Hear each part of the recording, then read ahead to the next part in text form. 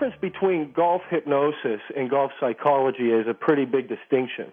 It's not the content that is so different, but what is different about utilizing something like hypnosis is we're able to get it past intellectual understanding in the conscious mind. And we can apply it and integrate it into the subconscious so that it becomes a real behavior pattern and something that is constantly being applied. The alpha waves, it's the same as a light hypnotic state. The best in the game can put themselves into that state. What hypnosis does is it enables us to be able to get to those points faster and integrate material so we don't have to think about it, we're just doing it. The way that we're bringing up optimum performance mode is we start regressing our golfers back to their best, absolute, most amazing shots. It's so amazing to watch people when they can get out of their own way and they just let their natural motion take place. Everybody's performance begins to improve.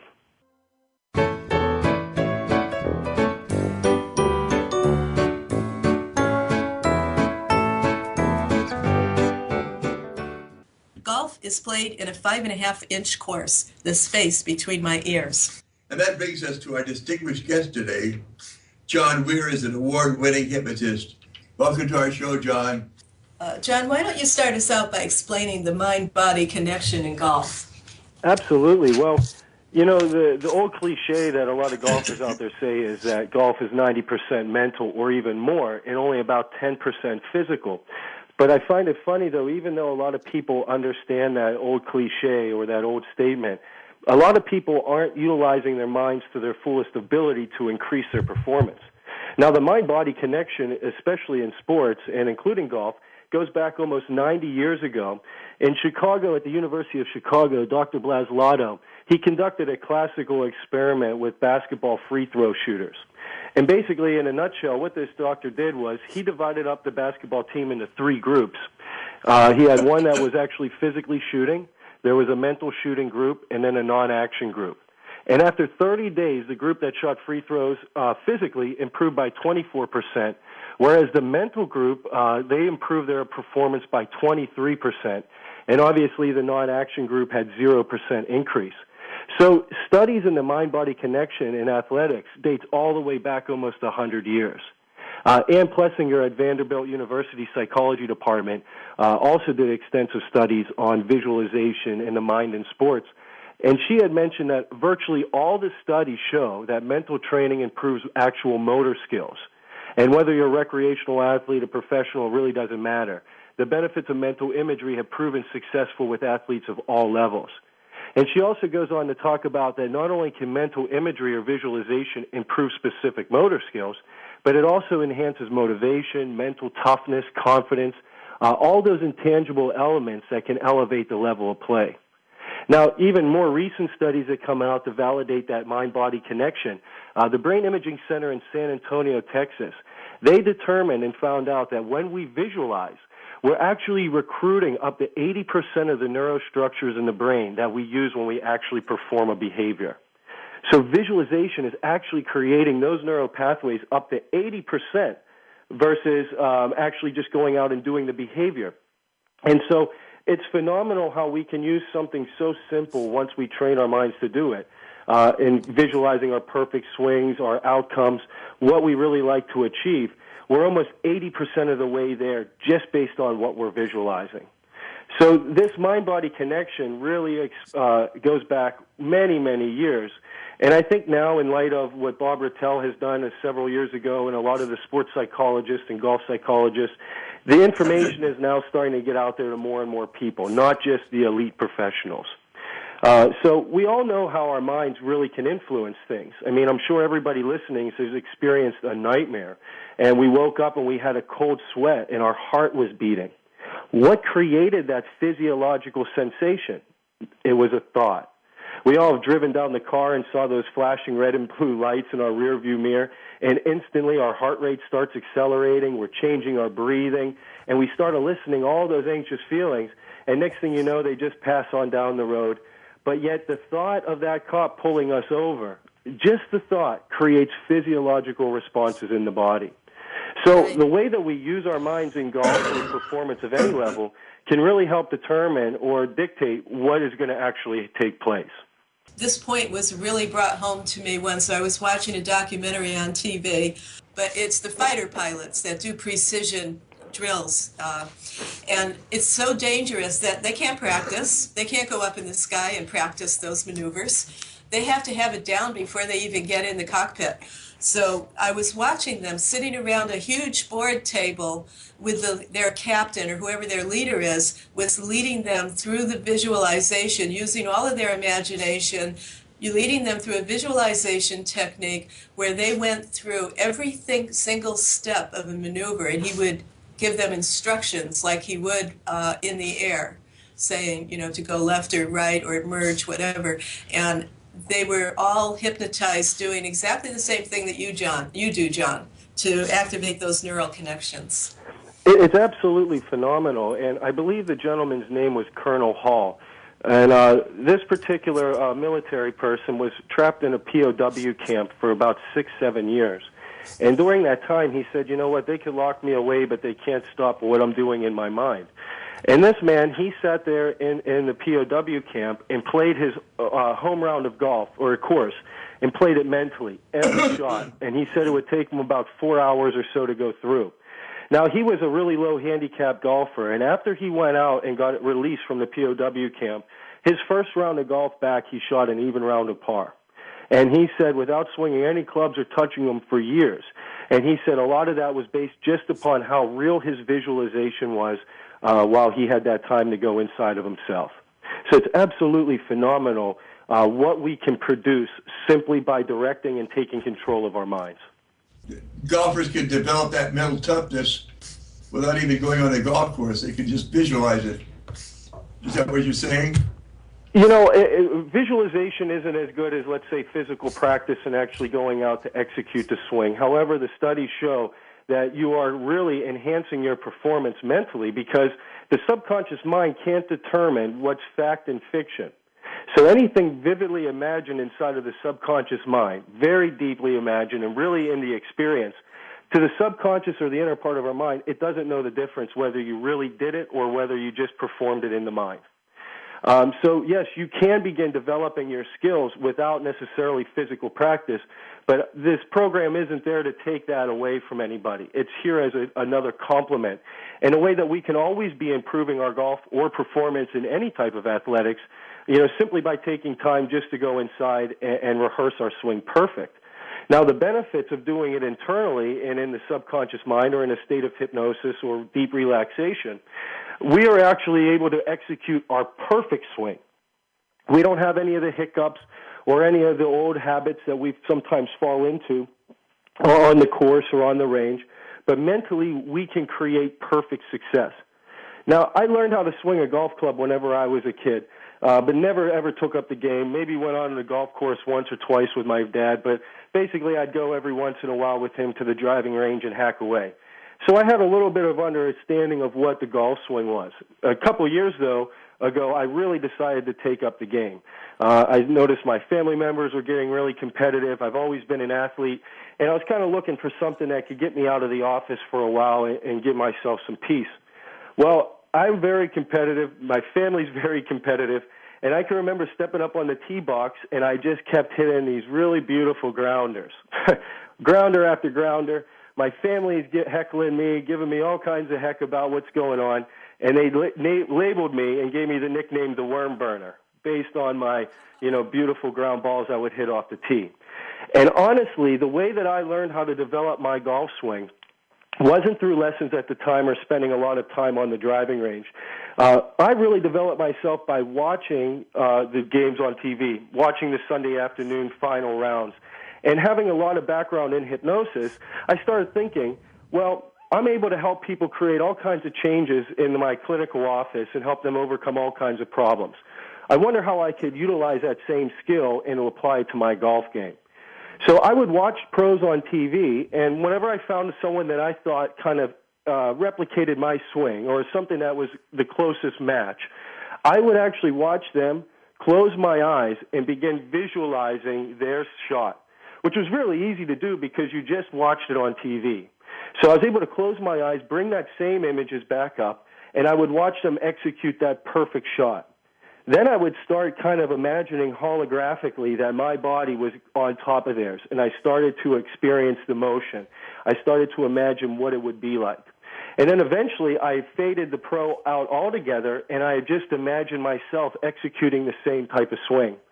And wouldn't you know, after doing this and replaying this in my mind again and again, the following week I got back out onto the golf course, and I suddenly started smashing the ball. I started hitting the ball a lot better. I mean, I'm not going to come and say that I hit it perfect at that time or always accurate, but I didn't hit a grounder. I didn't hit any of those worm burner shots, and I started to give myself a chance by actually connecting with the ball.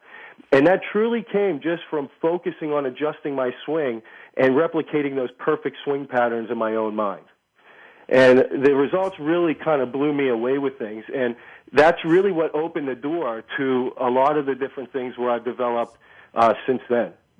And the changes with some of the golfers I've worked with and the people using the program, they're all experiencing similar results, which is phenomenal. I had a really busy practice back at that time when I was working in the clinical office. I just didn't have the time to sneak off. And so these types of alternative ways of developing my golf game really helped me out. Plus, you know, with the stresses of daily life, there's nothing better than giving yourself that mental vacation and being able to go and play around mentally in your mind or just hit some golf balls or work on your execution. It's a wonderful way just to eliminate even daily stress. I love mental vacation. I love that. All right, so now we've got a picture of developing mental toughness, using the visualization, watching the pros on TV to see who matches, and also doing the physical practice out there. So let's talk about attitude. What attitude do the top golfers have, and how do you help people get there? Well, you know what, I can help break down. It's sometimes easier to explain this by showing kind of the pitfalls and what the pros are doing. So for this, say, we'll call the amateur versus the professional. Amateur just meaning like someone who is producing average results on the golf course. And so some of the major mental pitfalls that I've found, and I'll just go over a couple here, is the amateur golfer is golfing with a lot of expectations. And next to expectations, you could kind of put in brackets perfectionism. The average golfer is going out with so many expectations on performance, where the shots have to go. They want to be perfect. And golf isn't a perfect game, first off. And so most of the golfers that I've talked to, I've worked with many top-level golfers. I've talked with a lot of the top instructors from around the country. And they say, too, that the number one thing that we have to do is golf with no expectations. To be able to just stay in the present moment, not place a lot of pressure or expectations on a particular shot, and just allow the process to happen. Now, there's a lot of top professionals and PGA players that give themselves permission to miss shots, to have, you know, a good 7 or 8 misses. And if they have a bad shot, they don't take on a negative attitude or their confidence doesn't dwindle away. They just kind of chalk it up as one of their bad shots. And they actually expect to make those. So one of the differences that an amateur can immediately begin to improve is to understand that it's not perfect, to give yourself permission to make some mistakes, and to let go of the expectations. Because when we do that, we can actually have a lot more peace inside of our minds. We have quiet minds while we're addressing the ball, and it actually will promote relaxation, which we'll talk about here in a little bit. So expectations versus no expectations. Another one would be, and this kind of correlates here, the average golfer is very outcome-oriented, whereas their confidence is based upon the outcome of the shot that they just took. Whereas the professionals are solution-based or solution-oriented thinking. So what do I mean by that? Well, if you put the average golfer up on the tee box and they went and they hit one into the trees on the first hole, that average golfer typically, unless they really have trained their mind, they begin to already fall apart. They start worrying about what went wrong. Why did this happen? Why did my swing go this way? Why did I put it in the trees? I was just striping it at the range. So they start questioning all these different things, and their confidence is based upon each shot's outcome, which, if you think about that, it can be a really up and down round of golf. I mean, if you're not hitting the ball well, you know, most of these guys start falling apart or they start losing control of the emotions. Whereas the professional is, and the top-level golfers are solution-based thinking. Meaning the pros know they're going to put some in the trees. You know, they might step up on number one and hit one in the trees, but the difference is they don't start analyzing their mechanics or their swing. They don't lose confidence in the swing that they really grooved in and really practiced. What their mind focuses on, not on the outcome, but, okay, I put it in the trees. How do I make this next shot work? And that's where their thinking is. You know, Tiger Woods and some of his big his slam years where he was winning tons of majors, he wasn't the most accurate driver. In fact, he was on one at the bottom of the list. Yet he was number one in greens in regulation. What that's saying is he just steps up with that shooter's mentality, no expectations, rips it out there, and then creates solutions. Solution-based thinking also keeps a golfer in the present moment. And that's a really, really powerful thing to be able to train yourself to do. So those are two of the top ones right there. Another one would be the average golfer has very inconsistent routines. And this kind of brings up the visualization factor. Pros, on the other hand, they always are doing their pre-shot routines. They're always very consistent. Now, why is that such a big thing? Well, first off, a routine is a subconscious habit.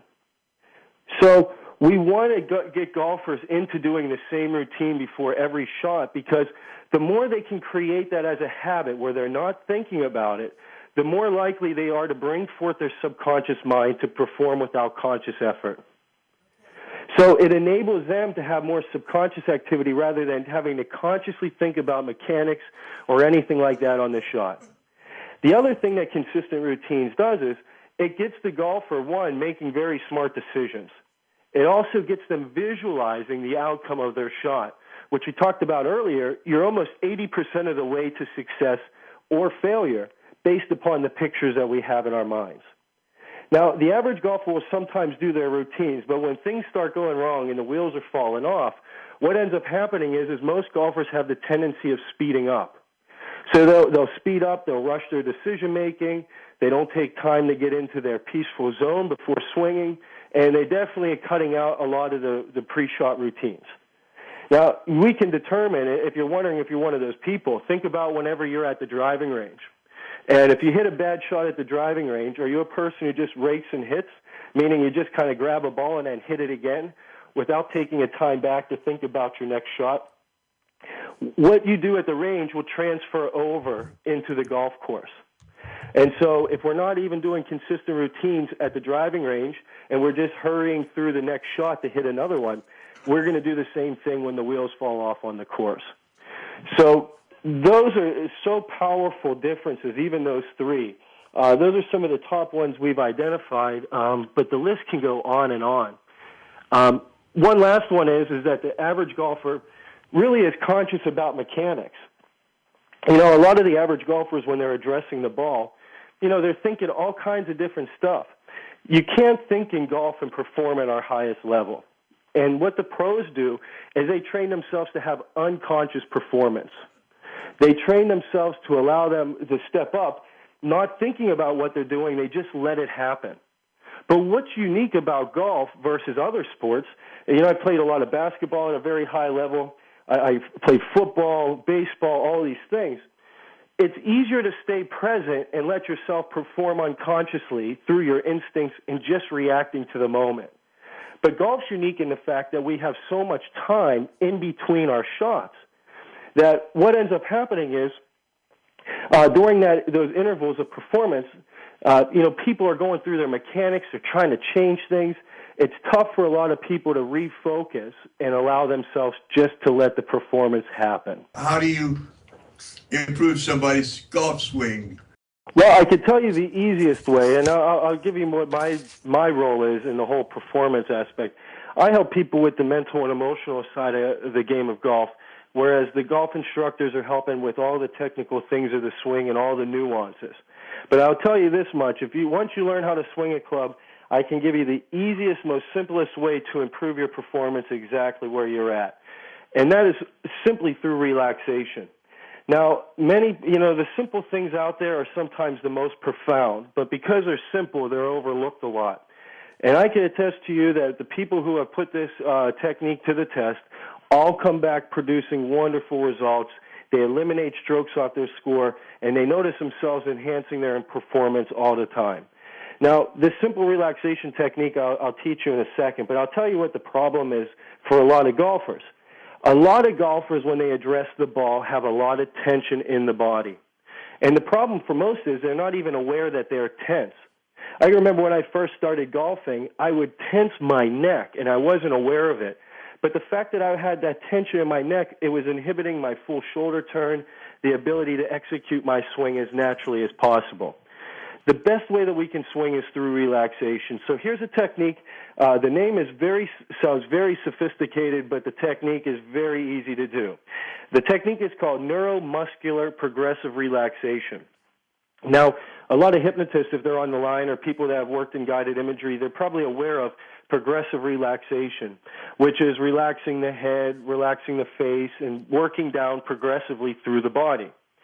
This is a similar type process. However, it is based on a tension release type system. Because there's a lot of business professionals out there golfing, a lot of type A personalities, a lot of people that deal with a lot of emotion and different types of thoughts, they're harboring tension in their body. And this type of thing is able to capture the tension and release it. And with practice and training, you can actually discern whether or not your body is loose and relaxed or whether you're harboring tension over the body. So how do you do this type of technique? It's very simple. First, you sit down and find a place where you can relax for about 2 to 3 minutes. That's all it takes. Then you take a nice deep breath in, and as you're breathing in, you start at your feet and tense all the muscles in your feet as tight as you can and hold it with your breath for 5 seconds. Once the 5 seconds are up, you exhale and release all the tension in your feet. And you'll immediately begin to feel the difference between tension and relaxation. Then you move up into a little bit more on your legs. You're starting to do the lower parts of your legs, your calves, your ankles. Again, you breathe in deeply, and as you're breathing in, you tense all the muscles, hold the breath and the tension for 5 seconds, then release it. Then you go up into your quads, your thighs, your hips, again, tensing all of it as you breathe in deeply for 5 seconds, hold it, exhale, let all the tension go. And obviously, we're going to repeat this type of process all the way up through the body. I do have a YouTube video on this, if anybody finds me on Facebook or YouTube, that kind of breaks it down in a little bit more detail. But let me tell you what the benefits of doing this are. First off, you can go and learn the difference between tension and relaxation. It is the instant cure to improving your golf swing, as soon as you can learn how to relax. The next thing that it does is after you start going through the process, it's going to naturally begin relaxing your mind, which means after you've done your full body with that tension release system, your mind is now in the beginning stages of alpha waves or theta waves, which are more conducive and receptive to our positive thoughts, visualizations, and what we want to achieve. Then what we can do is, with practice, you can take this application and take it onto the golf course. One of the things that we help golfers overcome some of the negative shots is by even doing this type of process, or just to increase their performance before they take any swing. So while you're sitting in the golf cart and you're watching your buddy go, you can shrink the process down to just tensing all the muscles in your legs for 5 seconds, then just exhale, let it all go. Tensing your back, your upper body for 5 seconds, hold it, and then let it go. Your neck, and so on. And after doing this process, when you step up to take your shot, your body is going to be loose, it's going to be fluid, it's going to be able to execute at a higher level. So it's a very, very, very powerful type of technique for teaching relaxation. Great. And all those executives and type A's out there listening should probably automatically realize that this is going to relax their mind. And when they go back to work, if they're practicing this, even if they're not golfing, they're opening up their subconscious, they're relaxing, so that all of those, their problem solving, their decision making quality, their creativity, all of that is unleashed just through this relaxation. Absolutely, and it's an easy way. Like myself, I'm a very, very enthusiastic, energetic person, and this was one of the ways that really helped me learn how to really let go, and especially become aware of it when I'm golfing. Because don't underestimate how profound of a difference tension in the body makes. And it kind of goes back to what we've been saying all along, that the negative thinking, negative thought process is in the mind. Not only do the positive ones enhance performance, but the negative ones can cripple performance because just in the fact that it creates tension and stress, that alone is enough to want to learn to train your mind and discipline your mind to be focused on what outcomes you really want. So, John, you mentioned optimum performance mode on your website. What do you mean by that? Well, what we talk about with optimum performance mode is kind of like the zone state, where we're able to get into our performance and perform and execute our swing without having conscious effort. Whenever you think about or ask people who have golfed at their highest levels or they had their best rounds, typically they're not thinking about anything. They're so loose when they step up, they just feel the confidence and the flow in them, and they just let it rip. The best pros are able to turn off their conscious mind while over the ball and allow themselves to perform without conscious effort, kind of like in martial arts, right? If you think about in martial arts, if you have to think about the different blocks or different movements, or you're worried about what your opponent's doing, you're going to be defeated. It's only until we can just let all of the training happen, that's when we perform at our highest level. Now, I can give everybody a quick example that can show what the difference is in performance. I had a great opportunity of working with Dr. David F. Wright, and we did an interview together, and he was talking about what he called the signature test. Now, everybody can do this out there to show the difference between consciously trying to succeed or just allowing themselves to unconsciously perform a behavior.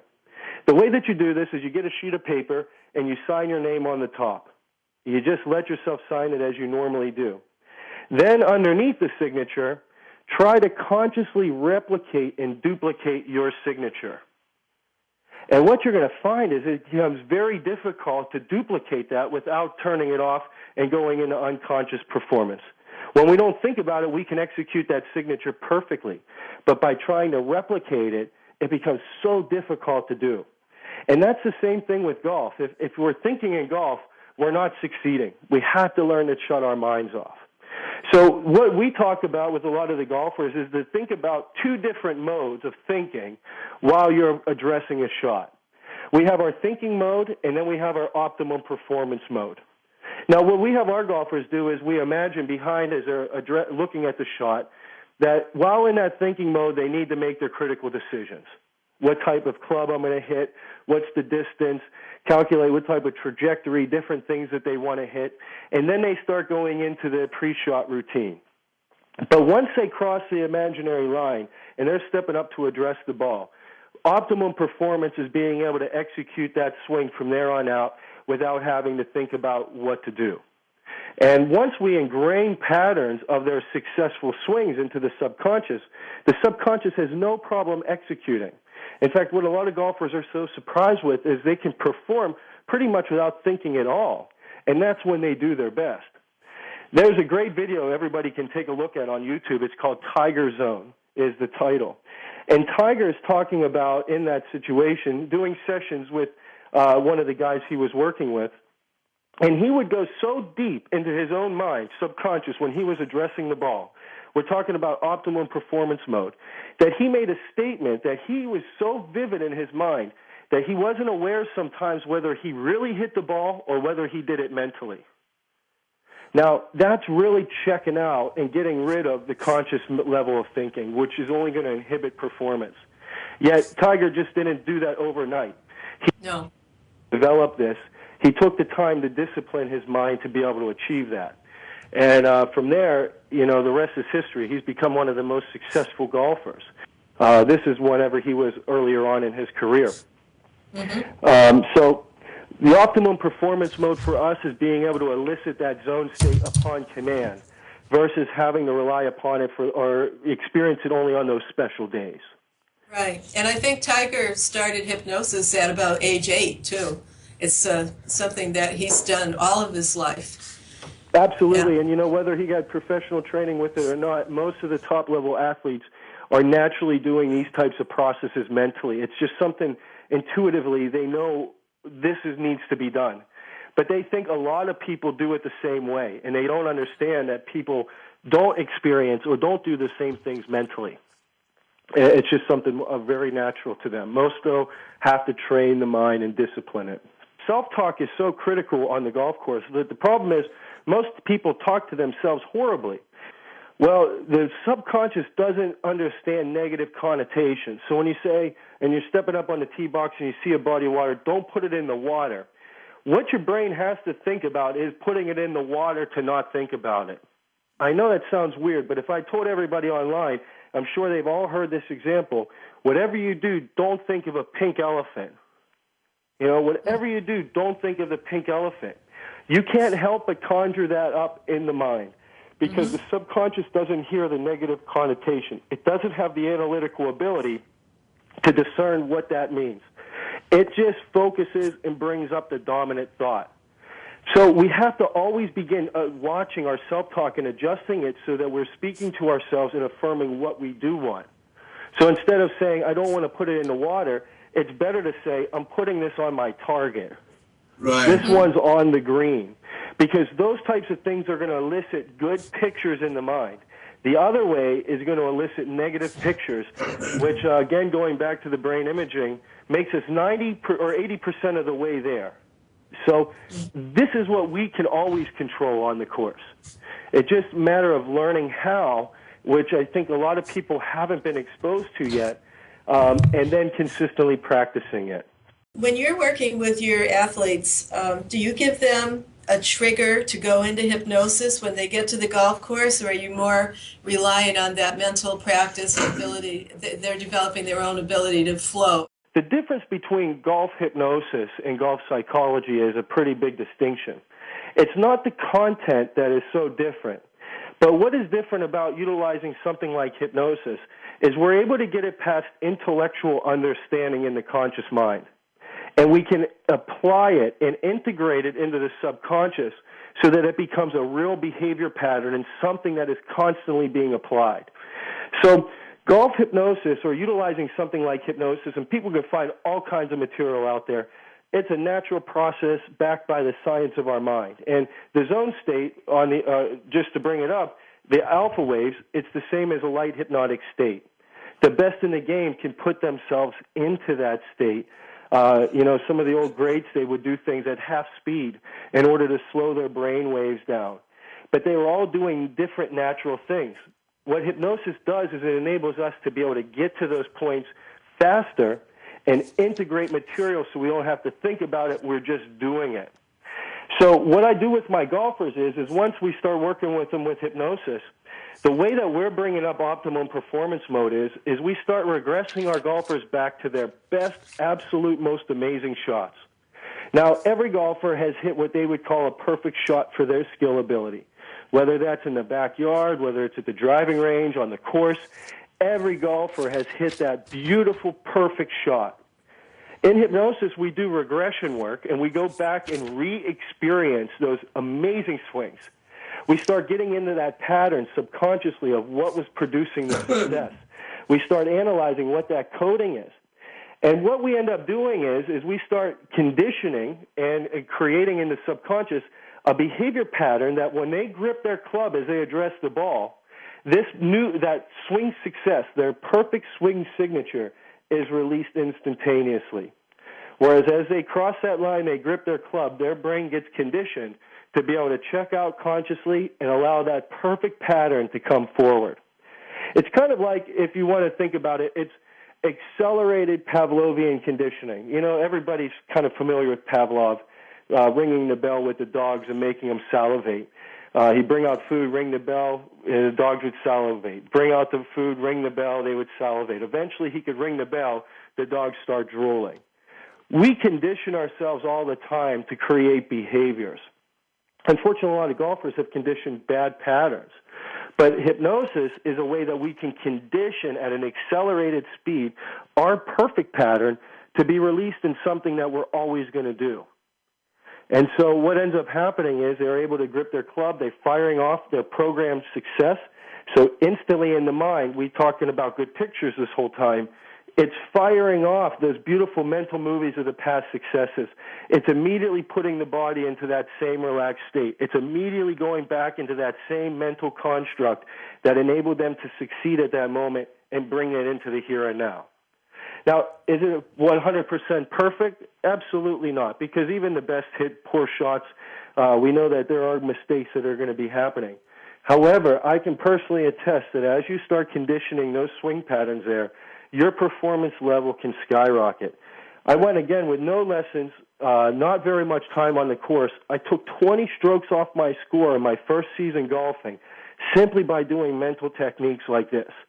I hit one good shot, and then I would condition that into my club, condition it into my being. So when I stepped up on that over the ball, it was like an automatic pattern. Kind of like another example would be, a smoker training themselves to smoke in their car. So when they would sit there after a while, they immediately have an urge for a cigarette when they sit down in their car. There's no thought. It's lightning fast. And that's what we want to do with our golfers is we condition those patterns of success. So there's no thought at all. It just is released. And by gosh, it's so amazing to watch people when they can get out of their own way and they just let their natural motion take place. Everybody's performance begins to improve. Yeah, John, just out of curiosity, I mean, everybody out there is saying, yeah, but he's a pro and he does this all the time. How much improvement through hypnosis can an average golf client realistically expect? Well, you know what? Everybody's going to improve in their own type of way, but I can give you a couple stories. One, we were out here a couple months ago in L.A., and I gave one of the programs to a friend of my fiance's, and he's a golf coach. He said he was real skeptical about how it would help him. He went out and finally put it on and started noticing immediate improvements. He went to his top student, started teaching some of the techniques. She took 8 strokes off her score within the following week, and she's consistently taken it off and maintained it off. He said this was like having 10 years of lessons is what this replaced, allowing them to come out and make their improvements. When I started getting into this, I was at the time living in Pittsburgh. Now, Pittsburgh's a pretty blue-collar town. I love the area, but they're not one of the most keen on utilizing hypnosis with some things. I mean, there was took a little bit more work on showing the benefits of how to use the mind. Well, my grandpap, was an old farm guy, Navy guy, real tough guy. You wouldn't think that he would be a prime candidate for hypnosis. Well, at 79, he came to work with me because he was golfing in a league. We did one session. My grandpap is a 20 handicap. He ended up breaking 80 2 times that season after we did one session. Now, that's a 20-stroke improvement that he achieved. Do all people achieve that? No. But everybody will achieve immediate benefits. We're going to notice benefits in all kinds of different ways. One of the tangible benefits is going to be a reduction in score. That naturally comes once we start utilizing our minds, once we start allowing ourselves to perform at our best. But people not only will notice strokes coming off, but they notice differences in the way that they feel in embracing pressure, golfing in front of other people. They feel different about after they hit a bad shot. They're able to release it. They're starting to notice differences in their ease and fluidity of their swing. So everybody's results are going to be different. And it goes back to, the time-old thing that practice makes the perfect. So the more we're utilizing this, the more we're conditioning the mind, the greater improvement a person can expect to see in avenues and find out a lot more about how hypnosis and NLP can bring out your best.